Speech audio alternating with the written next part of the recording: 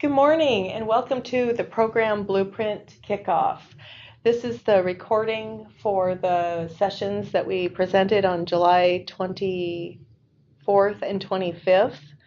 We are going to record this in 3 sections, so we'll do an overview of the program, a second section on some education on ERP 101, and then a final section on where we are on our program timeline and the program blueprint work we're going to do this summer.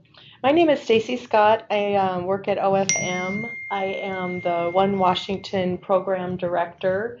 I've been with OFM about a year working on planning and transformation activities to get us ready to move to a new financial system, even more than a financial system. So here's the first section. We did the welcome. I'm going to do the overview, and then the ERP 101 and the program timeline will be recorded in separate sections. As we talk about the One Washington program, we have to think about what that really entails, and that it is a comprehensive business transformation program, and it's really based over these 4 different areas. There's financials, procurement, budgeting, and human resources. And when we think about what is under this enterprise umbrella, we think about the common business activities that are common to all state agencies. So if it's a specific line of business in an agency, it wouldn't necessarily be under the One Washington umbrella. It's really about what are those business processes that all state agencies do, and what is that common data we need to collect from all state agency activity in order to have correct data for decision makers. We have financials first because we know we have a 34-year-old mainframe financial system that really needs to be replaced.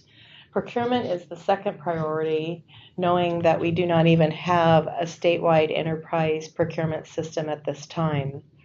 We really want to lead with financials and procurement, implementing solutions that serve those business processes first, and then follow up with what an enterprise budgeting system would look like. And then once we've done that work, look at human resources, because we know that we implemented HRMS in 2006, and it is no longer being upgraded. And so once we get through these other areas of our enterprise processes, we know we need to come and look at the human resource area, whether we do a major upgrade or implement a new solution. This summer we'll be setting up project governance. The first meeting of the Executive Steering Committee is the first week of August. We have 15 different agencies represented on this. We'll also be setting up advisory groups. The 3 areas we're going to start with are technical, finance, and procurement. So we've picked subject matter experts from several different agencies to help us with that. Later on in the work, we'll set up advisory groups for the HR and budgeting areas. We also have a One Washington leadership team made up of OFM, One Washington program staff, and consultant staff that are helping us with this work. Now it's time to tell a little bit about the history of the One Washington program. If people have been in the state a while, they remember the financial roadmap work. It was done in the 2000s. A lot of time and effort was spent trying to figure out how we could move the state to a new financial system. When the economy crashed in 2008, those efforts were abandoned. In the 2013-15 biennium, the work was revived again through the legislature providing funding for a business case. The business case work was awarded through an RFP and done by Accenture. The business case helped us figure out what those true benefits of having a new system would be. It talked about readiness of different agencies for the ability to implement new systems, and it proved that it really was a great idea for the state to move forward with new systems. This business case mainly focused on finance and procurement, but it is an instrumental foundation for the state to move forward with implementing an ERP system. In the 2015 to 17 biennium, we had 6 work streams, and they focused on change management, business transformation, and just readiness of the enterprise to be ready to implement an ERP system. I'm going to go over in detail a little bit about each of those 6 streams. The first one was the strategic partner selection. Typically, when you do a large software project, you go out to the market, you choose your software, you decide what you're going to implement, and then you look for a partner to help you integrate or implement that software. We decided that that was too risky for the state of Washington and not fundable. So we decided to do this a little bit differently. We actually have chosen our strategic partner first through a very extensive competitive procurement process that involved participants from 10 different agencies. Accenture was chosen. They will be our partner. They will be here to help us work through planning, design, and helping us to figure out how we move forward to actually implement systems. The chart of accounts work was another work stream.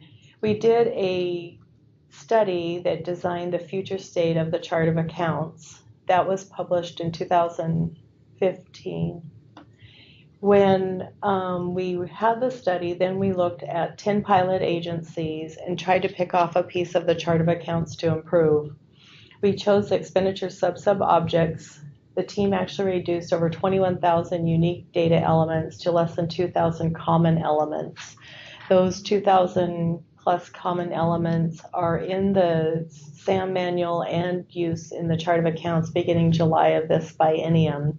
This was a great project in that it started us thinking about what enterprise account coding looked like and how we did change management around those processes. We also set up a data governance committee that actually governs the changes to that chart of accounts work now. In the future, we will be looking at other sections of the chart of accounts to refine before we go to a new system. In procurement readiness activities, the original business case said to lead with procurement, but as we looked at the different processes that the state has, there was no consistency among different agencies. We have formed a work group that was chartered early this year and will finish their work in August. They are defining the common procurement business processes across all of state government and have flowcharted all of those processes. They've also looked at what those common data elements are under each of those separate business processes. The other amazing thing is they've also created a data dictionary for all procurement terms, so now we're all using the terms to mean the same thing. It's great we're speaking the same language. In the WSDOT readiness stream, we have been working with WSDOT. They have a financial system that is at end of life, just like our AFERS system. So the state has a huge opportunity right now to implement one financial system that can be used by all agencies, including WSDOT. There's a lot of work here to be done to identify DOT's unique business requirements, their unique business processes, and figure out how they can come into an enterprise system. We will continue that work this next biennium. The facilities portfolio management tool was a very small project, but we put it under the One Washington umbrella just because we wanted to talk about it as a success story. It's a small SaaS tool, software as a service, that actually takes all of the facilities, whether leased or owned from all state agencies, and puts them in a web-based tool. Prior to this tool, OFM used spreadsheets, and all agencies submitted all their properties on spreadsheets in order to produce the report required to submit to the legislature each year. This system went live early July. It is a great success. Through it, we have learned to do change management at a statewide level. We've learned to do communication at a statewide level. And we've also learned how to do very diverse training to all state agencies. So when you compare a small agency with just one little lease space to a facility like University of Washington or DSHS that has hundreds and hundreds of facilities all over, you think about those users, they need a whole different type of training. So we've delivered training to all levels of users. The last work stream we had was the budget system improvements. This had 2 phases. The first one was to take LEAP's tools and reformulate those for the budget analysts here at OFM. It was a great success. We actually used those tools to create the governor's budget last fall. The second phase of work is to take tools that we have to replace the BDS or budget development system. That phase of work will be completed in June of 2018, and that will be the system that agencies will use to submit their next biennium budget.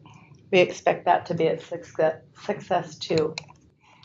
So that brings us to the current biennium, the 2017-19. Since we did the foundational work, the pre-design work in the last 2 years, this year we really wanted to ask for design money. In our decision package, we asked for several design pieces. The first is a program blueprint that we'll talk about in more detail later in this presentation, which will actually give us the project's phases, costing, and staffing for the different pieces that we need to request funding for from the legislature. Also, a business intelligence strategy. We've promised great data for decision makers from this process, so we need to make sure that data is connected and usable. We have a mainframe plan that we want to do to ensure we can answer the questions about what happens to the mainframe as we pull AFRs off of it. And the last piece is the integration strategy and plan, and we're going to do that work along with a program blueprint that will help us simplify and make consistent the way we integrate in and out of our enterprise systems. Currently, there's 250 integrations in and out of AFRS, so we definitely need to simplify in this area. That is the history and background of what the One Washington program is. Stay tuned for the next recording on ERP 101.